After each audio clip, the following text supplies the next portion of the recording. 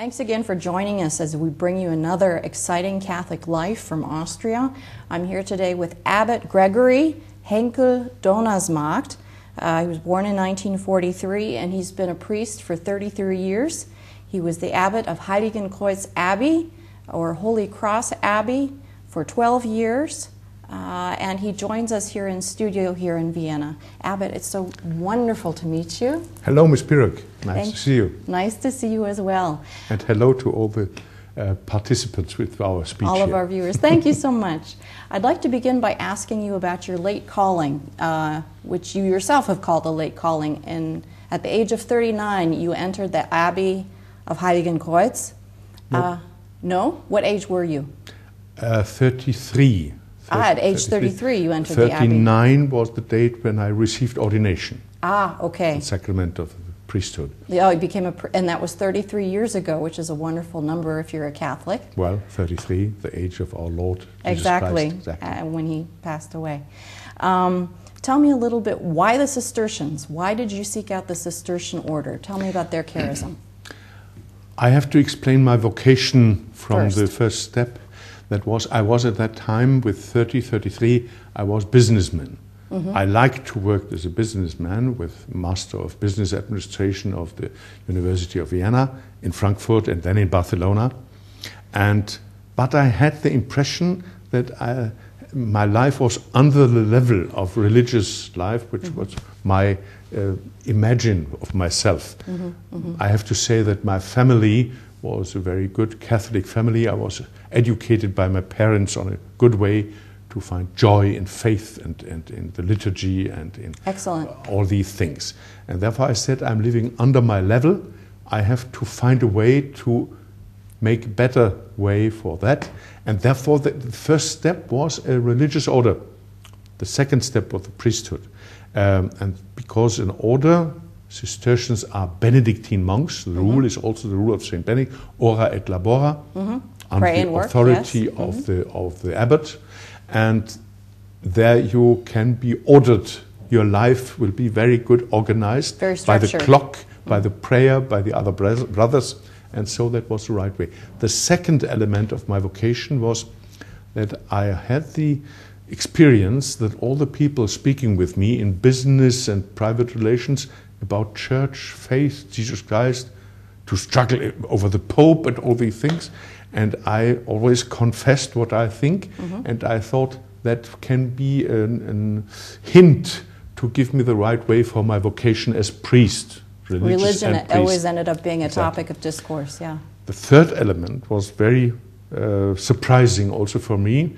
I had the feeling that was under Pope Paul VI, that I had the feeling of a deep solidarity with that Pope and the office of the Pope in general. And therefore I'm happy to receive then in the monastery the name of Gregory, because Saint Gregory was an important Pope and pupil of Saint Benedict maybe.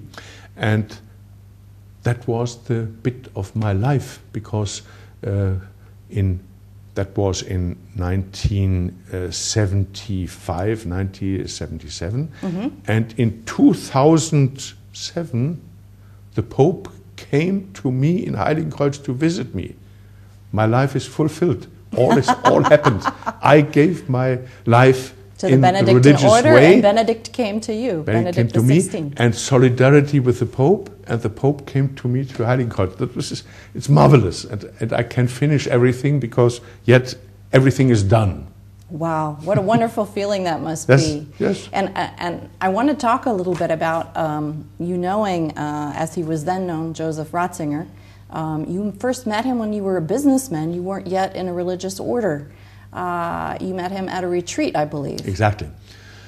I worked at that time in Frankfurt. In Germany, yes. In Germany, and I was invited to take part in a spiritual retreat for a weekend.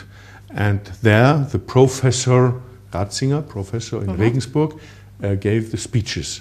And I was very deeply impressed, because I never had the experience of a priest and a theologian who spoke so wide, so about economy and sociology and politics and literature.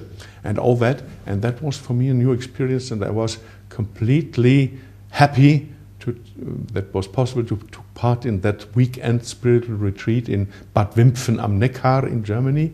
And from that moment on, I knew him. But he didn't know me because I was a participant in the great audience.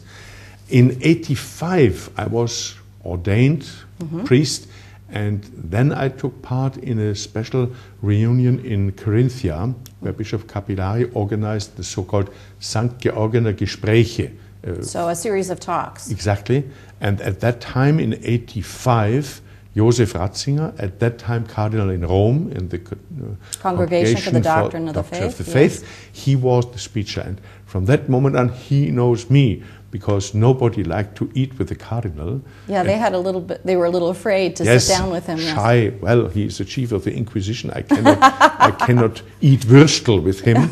I said, why not? And Bishop Capillari said me, go to the cardinal, nobody is there, he is so alone. And from that moment on, he knew me, and that was the possibility in the year 2006, when I met him 2 times, to invite him, and finally he accepted my invitation. And and that in itself was a whole long story, because you had to invite him many times. Yes. Of course, the Pope can't just say yes, it's not that easy.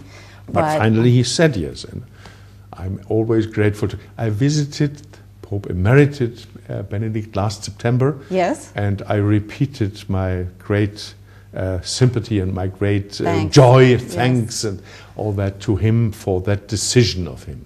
Most people, I think, at least in the secular press, aren't aware of how great an intellectual he really is. You talked about the wide knowledge that impressed you even before you had entered religious life. Can you speak to his intellectual capacity? He was a professor. Of course, for many years he was head of the Congregation for the Doctrine of the Faith. When he was elected, I thought, this is a pope who is perfect for this time, because he knows everything that's going on with the church. But you have said his intellectual capacities were not dry, or I don't know how else to say it in English. But well, in German you can say, jemand spricht trocken. It's not very interesting. Too scientific and too abstract. And I think that's not the charism of Josef Ratzinger, Pope Benedict XVI. The problem is the problem for all the popes. And also Pope Francis is now on a very good way to gain the media. I'm sure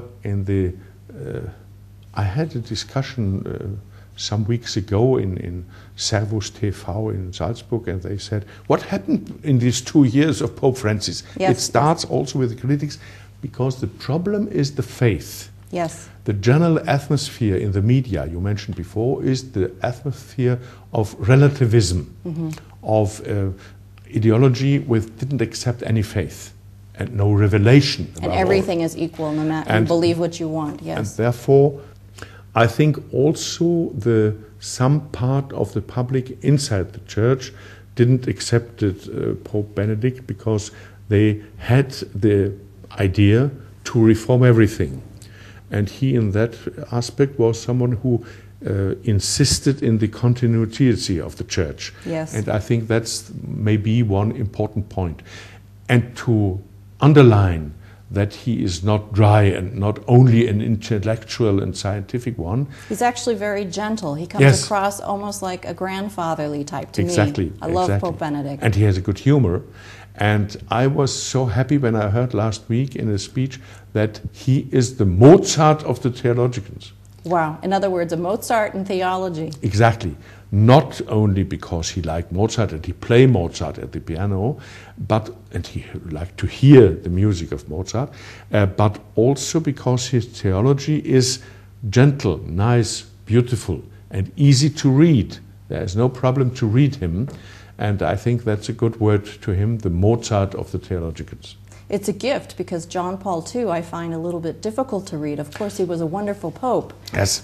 But we want people to read the writings of the popes. Maybe the problem is sometimes a problem of translation. Yes.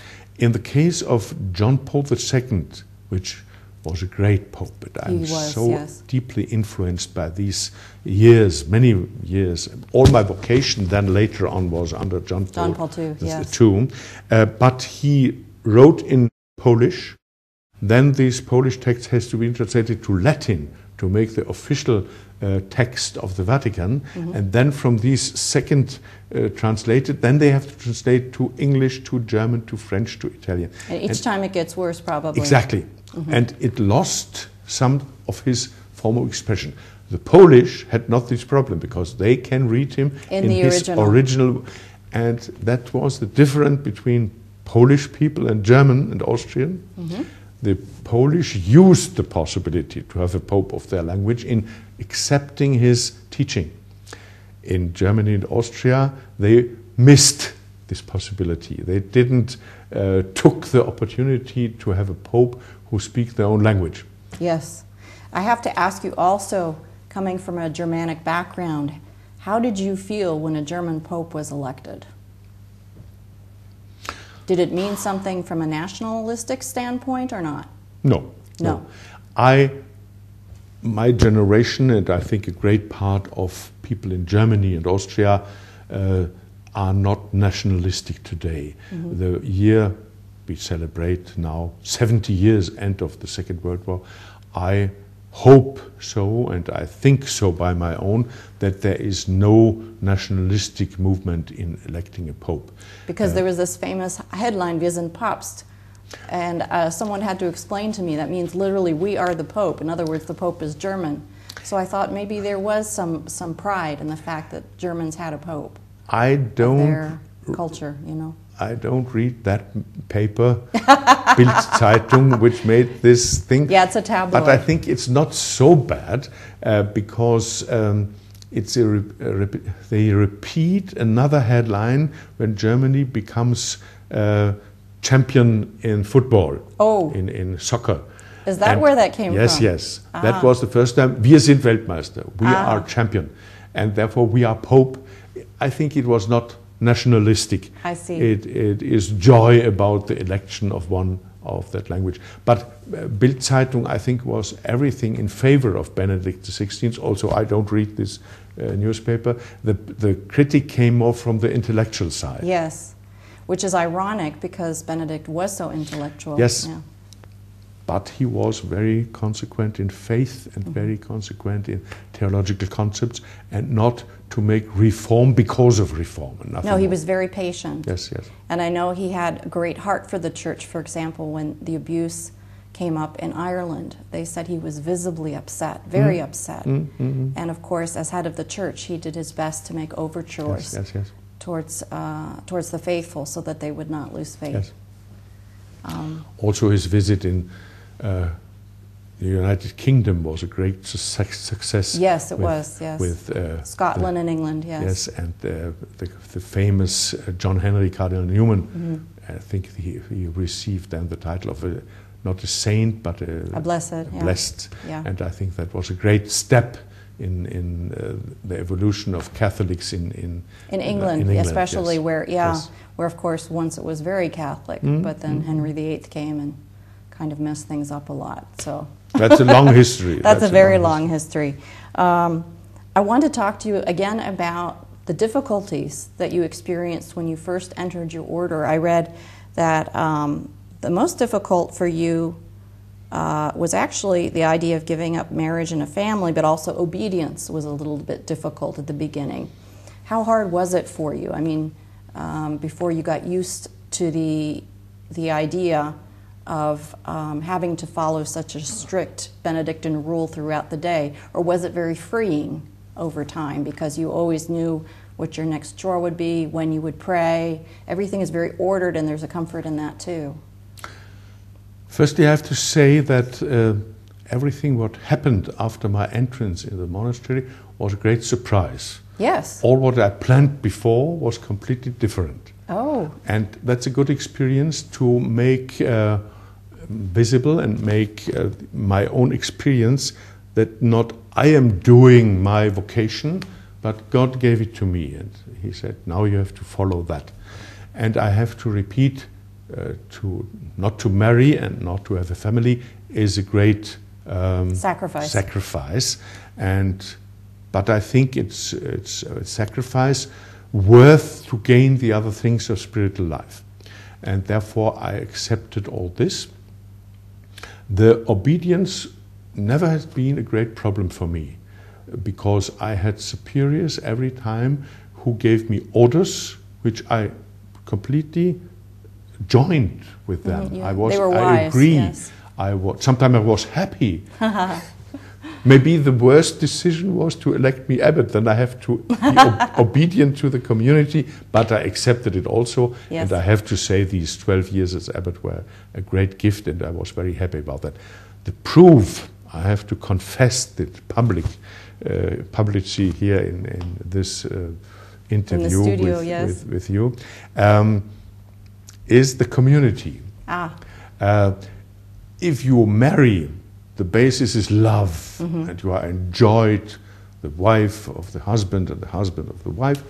If you join a community by your vocation, the basis is not love, and not that all the other members of the community. You don't know them when you enter. Exactly. Yes. And therefore sometimes it was necessary to have problems in the life of the community. Yes. But it was also very good other time to show that I am not the governor of my vocation. I also had to accept this as a necessary part to learn to be member of the community. Yeah, they say the hardest part of being a member of a monastery is the other monks. So you're completely right. Yes. What also interests... But today I like all my brothers. There's no difference. Oh, isn't that wonderful? That's great to hear. I know also that when you give up family, at least as a priest, you've got the benefit of the sacrament of holy orders, which gives you certain graces. And people who are outside the faith don't understand the great benefit, the great graces that God gives you, so that you are better able to live this life in a holy way. How many priests are actually in Heiligenkreuz? I know you said since your tenure as abbot began, since you entered the order and then later became abbot, there were roughly 50 people in the order. The number is now up to 90 monks, and you have 20 parishes, so the number has risen dramatically. How many priests are in the order? In the order in general, yes. Or in our monastery? No, in your monastery. Well, of these 90, I think less than 60. But the great part of the others are students to become priests. We have some vocations to become only a monk, and we accept this because Saint Benedict, in the monastery of Saint Benedict, I suppose the priest was the exception. Today it's the normal way to be monk in the monastery of Heiligenkreuz and all the other monasteries of that style, that the main part are priests. But less or more there came new vocations without the vocation of the priesthood. We had, for example, one interesting case that is an artist. Actually, he made a sculpture of Pope Benedict XVI to put it in front of the facade of the faculty of our institute, and it will become a very good work. Or another monk who said, I will become, and he is now member of our community, and he studied agriculture and forestry for the woods possessions of forestry, our exactly. monastery. It's very important to have one who is by academic level have the capacity to arrange all these things of our material belongings. And we should also mention that Heiligenkreuz isn't simply a monastery. I mean, the monastery is quite large, I believe, but you also have an Institute of Higher Learning for Theology. And this was founded in 1802. Yes. But since then, it's grown in importance. Can you explain that?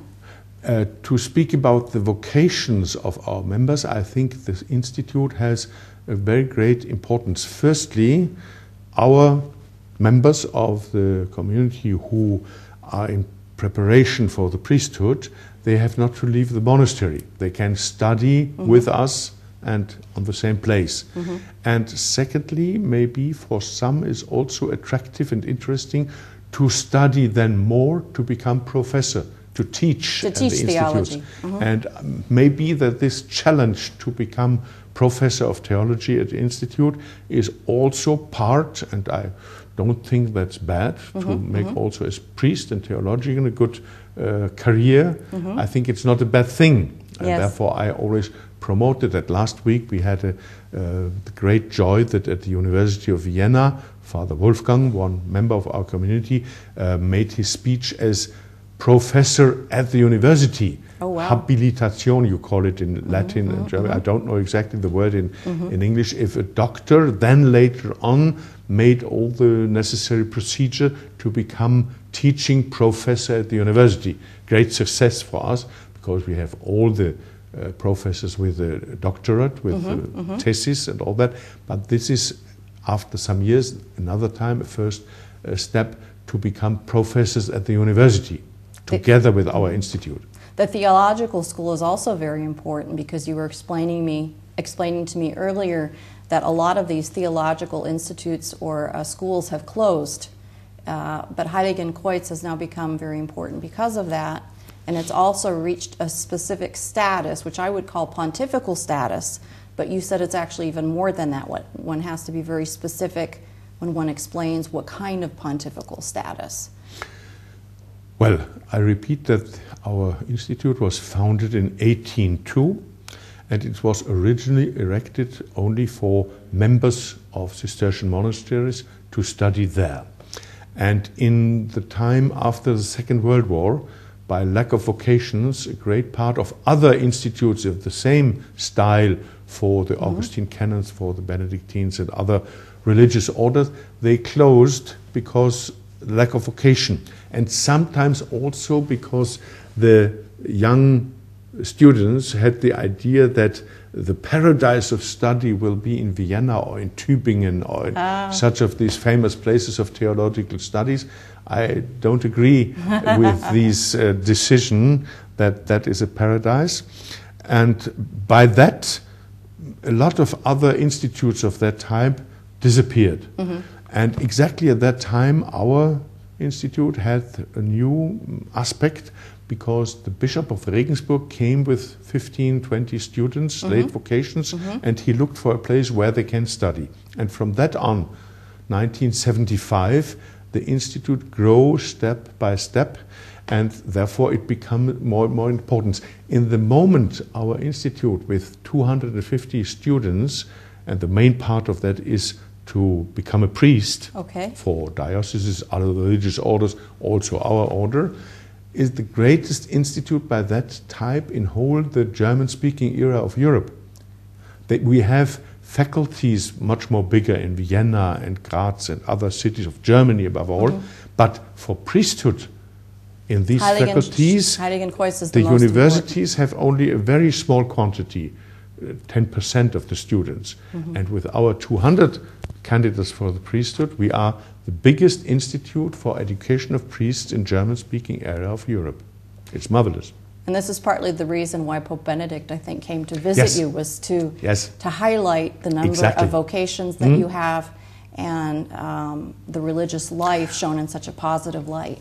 He has a great interest in a theology which is in coincidence with the Church. You know, there was sometimes very, very attractive in other faculties to say exactly against the Church, or to say the Church has to change completely. Also the idea of a misunderstanding form of reform. The Second Vatican Council was good. It was about continuity, it wasn't about change. Yes. And there are some theological models who don't like that. And therefore some students came to us before they come to their bishop or to their superior to study with us and then go to the bishop.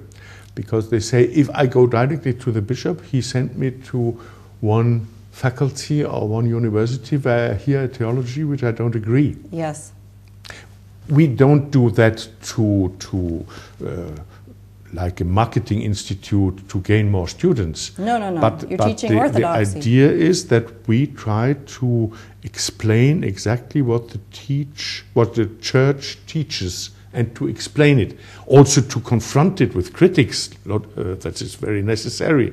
but not to take a position in theology in a way of problems with the church.